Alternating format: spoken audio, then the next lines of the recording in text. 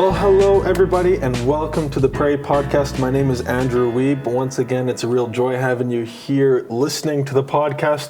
No matter who you are, if you're a student, prospective student, a student's friend of a student, a friend's cousin of a student, or a friend of a faculty, staff, or an alum, doesn't matter who you are. I say this every time, you are welcome to the Prairie Podcast. And it's a wonderful, joyful day because we got a great man with us, a great student, Aaron Klok. So why didn't you introduce yourself a little bit, kind of share about who you are, maybe a bit of your testimony and how you ended up here at Prairie. Sure. First, thanks for having me. Of course. Glad to have you. Yeah. So my name's Aaron. Before I kind of get into coming to Prairie, I can start off exactly kind of why I decided to come here. Yeah, I'd love to hear it. To get there, we kind of have to go all the way kind of back to the beginning. Yeah. So I would say growing up, it wasn't really a Christian household. Mm-hmm. It wasn't explicitly anti-Christian, but there was no sort of there was no saying grace before meals or anything. So the household itself, when I was at home, it was there's no talk of God, Jesus, anything. So it definitely was not Christian household. But my mom was relatively Christian, and so she'd put me in things like vacation Bible camp mm-hmm. as a kid, and random kids church stuff. And so I definitely got sort of some idea of Christianity and who God is. But yeah, it wasn't until I was about ages 12 to 14 was when I was going to this youth group that my best friend at the time, Carter, he invited me to it. Mm. And so I was going there and I was kind of encountering God, but it was all very emotional type of stuff. The worship music is really good, and so I'd get this emotional high kind of, but then outside of that, there's nothing. I wasn't at all living as a mm-hmm. Christian at all. And so that kind of culminated into when I went on this Mexico, it was a missions trip kind of with the church. And so that was about 2 weeks. And yeah, of course, it's that type of thing, you just get those emotional highs. It's you're helping people, you're with people your age all the time who are all you're all thinking about God, serving God. It was just super emotional high. Really just felt like you were part of something bigger than yourself. And so then coming home back to this familiar Canada, It was nothing was comparing. Even going to youth group, it wasn't the same because it wasn't the same sort of high. And so then after that, that's around age 14, just kind of faith in general just really deteriorated to the point where it was basically, I would say it was just definitely non-existent. Mm-hmm. Around end of high school was getting into partying and everything that comes with that. Then graduated high school, and my best friend Carter mm-hmm. still goes off to Cape and Ray in Sweden, Bible school type thing. And so, this is right after high school, and so I stayed back for a bit and work for a couple months, and it's just completely sort of down the drain. Just, go full into that lifestyle completely, just substance abuse and lust and just everything. And then, so that was about 2-3 months or so, or about kind of September through December. And then during that time, Carter asks if I want to travel around Europe for a bit, because at this point he's been there for the first term, and so it's Christmas break. So he's just come travel 3 weeks. I got Christmas break. It'll just be me, a couple other guys from the school. We can just travel around. And I was I'm not doing anything with my life at all. I'm working at a grocery store still that I worked at in high school, and I'm I have no direction. I'm this is at least something to do at all. Yeah. So I was sure. I might as well do this. And I had this feeling that I was something's kind of calling me there. And I was I feel I'm going to kind of be spending a lot of time in Europe. I was thinking that I'm going to find some beautiful Italian girl or something and fall in love, that type of thing. But not quite. So go travel. We're traveling, me, him, a couple other guys from the school, and it's kind of, they're talking about the school and stuff, and it seems kind of a lot of fun, and they're saying oh, you should come, kind of as a joke. And that's I'm kind of laughing it off, whatever. And then kind of towards the end, then I end up saying I would, but I already booked my flight way before to go back home. You cancel that, you can just $2,000 gone. So I was I can't cancel it. So I was if I didn't have this flight, I would come. And then last couple days of this trip, like last maybe 2 days, like I'm scheduled for work and everything. I'm planning on going back. I go on my phone to book a train ticket to the airport to fly home. And I just check my email quick, and I get an email from KLM, Dutch flight airline. And yeah, they say your flight has been canceled. Like they have no reason or anything. They just say your flight has been canceled. You can either refund or you can rebook. And so I was, boys, I'm staying. And they're like, what? And I'm like, yeah. And so I have to text my parents. I'm like, yeah, I'm going to be staying for 6 months. And they're like, what? And I'm like, yeah. And they're like, okay. I had to FaceTime the director of the school to make sure I wasn't like a crazy person and whatever, so he could get some idea of who I was. Yep. And yeah, I was just like, the flight canceled. They had just enough room in the guys' dorms. Like some guy was supposed to come back, and then 2 weeks ago, he was like, I'm not going to come back. So then there's one bed left. Wow. And so just enough room to kind of squeeze me in and get the money back from the flight, go to the school. And immediately it was Christian pretty much. Like I show up and I'm like, okay, I'm going to be like this objective observer, kind of see what it's all about. And then, it was a week or so. And I'm like, okay, like I'm praying every single day. I'm reading my Bible. I'm thinking about like, how can I serve God today? I'm like, okay, like I'm fully Christian. And so that was Cape and Ray. And so that was, kind of a year or so after high school. And I guess like right away I knew that I wanted to be a pastor, because what I thought a pastor did was just talk about God all the time. And I was like, that's all I want to talk about. That's all I think about now. Yep. And so I immediately knew I wanted to be a pastor. And so then, I talked to the director of the school. He's like, hey, well, it's a little more than just preaching and stuff. And obviously he gave me a better idea. And I was like, okay, like I still want to do this. And so then Cape and Ray comes to a close around that summer, and I come back, and it was obviously really hard coming back, like just, deep sense of anxiety, because it's like everything's so familiar, but I'm seeing it through a different lens now, and it's almost like hostile. Like it was very strange to come back. And so I had to spend some time kind of finding my footing and being like, hey, do I actually believe this? Do I actually want to live this out? Or is this just something I experienced off in the fairy tale land of Sweden? Yeah. Or is this real? Is this real? Yep. Yeah.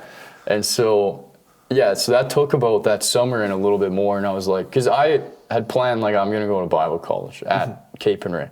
I didn't know exactly which one. I didn't know anything. I was just like, I want to do this. And so, but I had to spend that time for sure. And I think God definitely, like, of course, there's a purpose for that time. Like, I dealt with a lot of, like, past habits and stuff that definitely weren't glorifying to God, and dealt with a lot and had a lot of people in my life to kind of direct me and give me support. And so it really just set the foundation of like, okay, I know that I believe this for sure. I might not understand or comprehend everything, but I know that this is how I want to live my life. And so, I spent about that year. And then I applied to college, Prairie College, around halfway, mostly because my pastor, I was just like, I want to go to Bible college. And he's like, okay, well, my son went here, and it's like 3 hours away. It's not, I'm like, okay, it's close. And I'm like, he's like, it's good community. And I was like, all right, sweet. There you go. And I was like, I'm not looking for anything crazy. I'm like, I just need, And so sign up. And then, I get accepted. And then, just kind of close off the year. And then I came here. And so I signed up for the pastoral program, like pastoral ministry, because of course, I want to be a pastor. And so, I think I was very, like, I wasn't super nervous when I came here, because I had kind of experienced something similar in Cape and Ray. Like I knew what it was like to just enter a community and just be like, okay, you have to just like put yourself out there, basically. Now you're here. Now I'm here. Yeah. And what year are you in exactly? I'm second year now. Second year. Okay. Thank you once again for sharing your testimony there. I think it's an incredible witness to the work that God is doing in the world, and He's not done with people. He's still working. Yeah, definitely. That's definitely. Awesome. Okay, I'm curious. In your 2 years here at Prairie, you came here because you wanted to get trained up. You wanted to get some of that experience and to be in that community while doing it. I'm curious, would you be able to share with us a few things that you've been learning? Is there some lessons you've learned, some truths, some skills? Yeah, for sure. I think one of the first things for sure when I came here was like definitely how big Christianity is, kind of, because of course, like, I didn't really have any church experience. All I knew of Christianity was like what I was told at Cape and Ray, basically. Yep. And then I came here and I was like, oh, wow, yeah, there's all these denominations and branches. Like, here's a little bit of the history, and it's like, holy. And so it was good, because I think that's like a good strength of Prairie, is that, like, the interdenominational is like, it's not an echo chamber of, like, you're not going to be hearing the exact same thing from every single person, and that's a good thing. Yep. Like, you want to broaden your horizons a bit, because, like, it's all still Christianity. And so that was a big thing, I think, and kind of finding my footing of, like, okay, like, where do I kind of align and whatnot. But I think a real, like, crucial point that I've learned since coming here, and that I'm definitely still learning, is really just the importance of love and what it looks like to live it out. Because I think it's easy to realize, okay, it's all about love. And it's like, hey, I need to love my neighbor as myself, and I need to love God. But it's like, hey, well, what does that mean, though? Like, what does that look like? Yeah. And so I think it's always a journey to figure that out. Because what I've come to realize is the thing with love and our ability to love is, like, we have to recognize that, like, God is love. And like, as it says in 1 John, God is love. And so by that measure, then, is love is infinite then. Like, love is an infinite quality. Okay. And so for our ability to love then is infinite. And so it's like, there's no cap that we hit of, okay, I figured out how to love and I can do it good and whatever, I'm perfect at loving. The perfection of love is just constantly progressing. It's an infinite, you'll never hit a capstone of having an ability to love. And I think that's one thing that I've realized, because sometimes it gets frustrating of, like, how am I supposed to love everyone, and what, like, this is so much work and this is getting frustrating. I don't know, like, why am I not perfect yet? I care so much. I want to be able to love. And then realizing actually the gift is that we always are increasing in love. Increasing in love. And that's fascinating. That's actually really fascinating. I appreciate that, and kind of a different way of looking at it. And we can always increase in love. Also is a bit of a recognition, okay, if love is infinite and God is love, it just makes the realization about his love all more, what's the word? But it's astounding, really, the way that he loves and how he can love in that infinite extent. I think that's pretty cool, and that he empowers us to increase in that. Definitely. Okay, I'm curious, maybe a slightly different question. I'm curious, what sort of ways have you grown over the last 2 years? Is there something where you can be maybe a little self-reflective? Yeah. Some ways you've seen yourself grow in the last few years? Of course, there's the idea of that I've been growing in love, because that's what we do as Christians.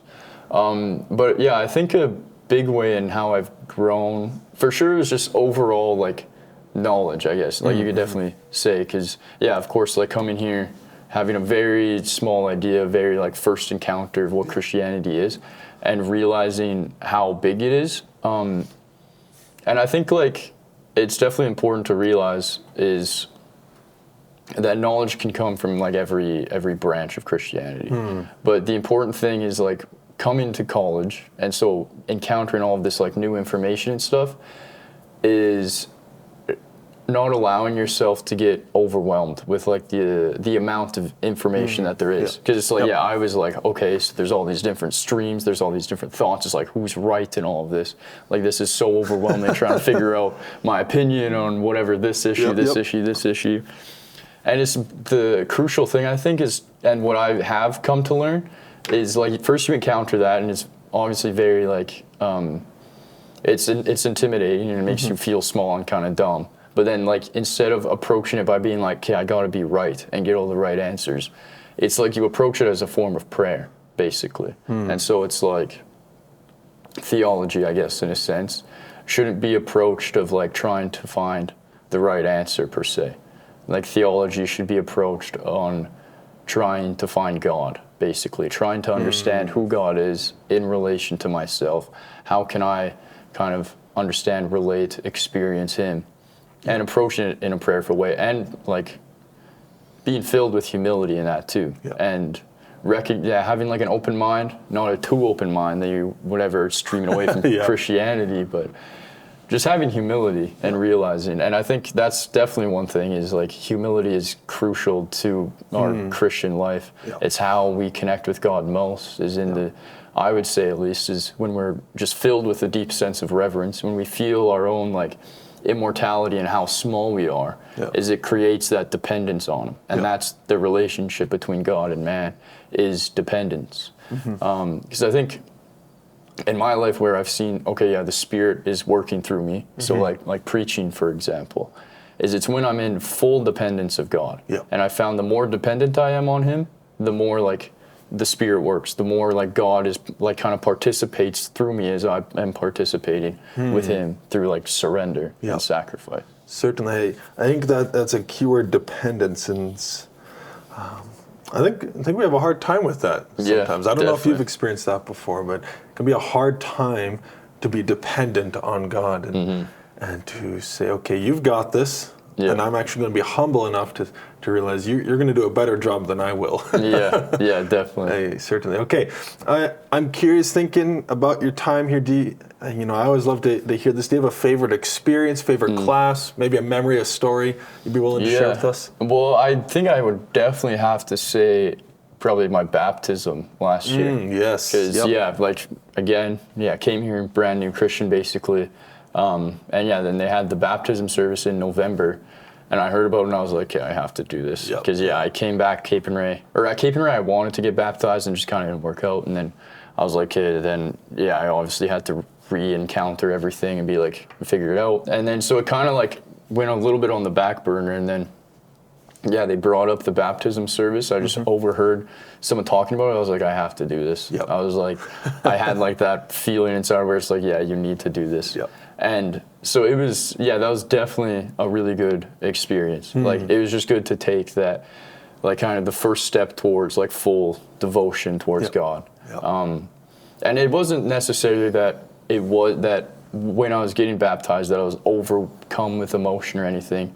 There's just a sense where I was like, I know that this is devotion. Like, I know that what I am doing for sure is God-willed, and that I am 100% glorifying God right now. And it's nice because, it was being a fresh Christian, it was nice to have that definitely sense of peace in that. And like this reassurance almost of like, okay, I know that I'm following God because I know for sure. And so that was definitely a really cool experience for sure. That was, and I mean, we all appreciated hearing the testimony of what God is doing and celebrating with you in that commitment to be devoted. And devotion it's an important thing. A couple weeks back, I was talking with some kids about, Jesus calls His disciples, and when He calls to us to follow, what He's asking for is devotion. That's why they leave things behind, because they want to be devoted to Him. And I think that's a great symbol of the baptism, like you said.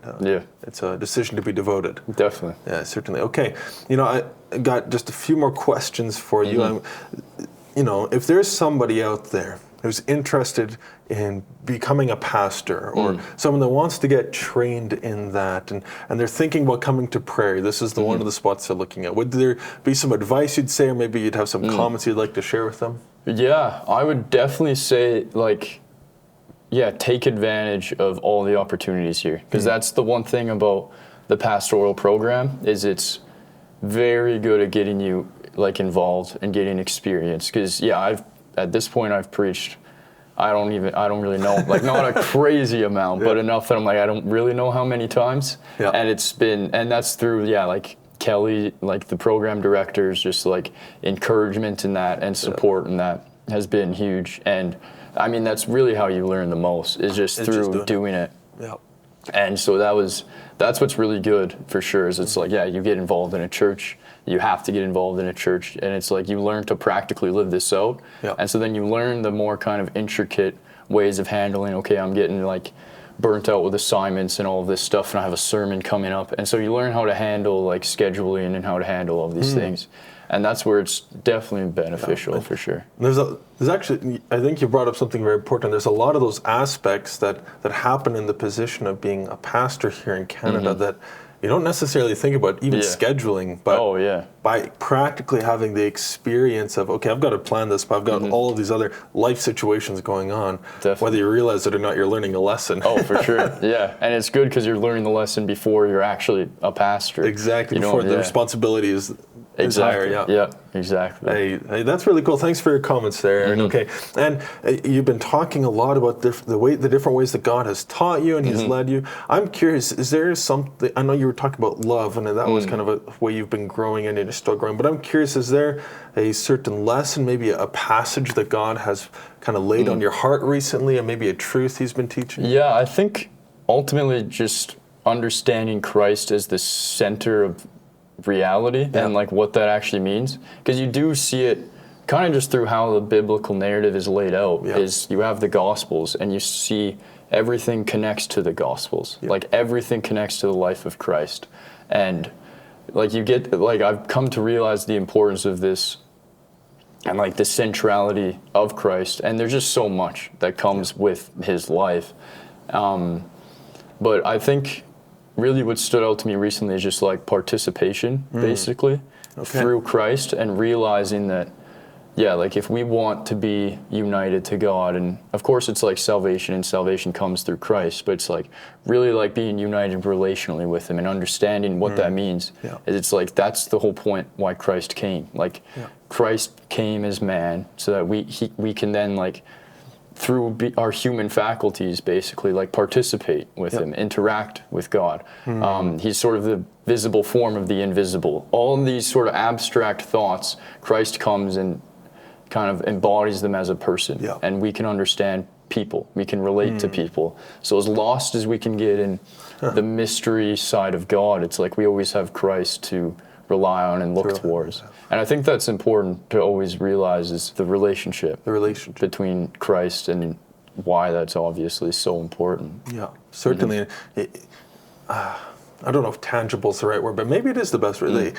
Jesus is a tangible form of God. In the sense we can participate with Him and in Him. We've been talking a lot here. Thanks for sharing your testimony. Thanks for talking to us about God's love and just the way that your training here has been impactful. I'm happy to hear it. So, for sure. Thank you, listeners out there, for listening to the podcast. If you want to learn more about Prairie, you want to learn about the pastoral program, you can head to our website, which is www.prairie.edu. If you know of a student, an alum, a staff, or faculty you'd love to have on the podcast, you can send an email to marketing@prairie.edu or alumni@prairie.edu. Check us out on Facebook and Instagram to stay updated with what's happening on campus, and make sure to listen to some other episodes because we've got some great people with us. Thank you, Aaron. This has been a pleasure.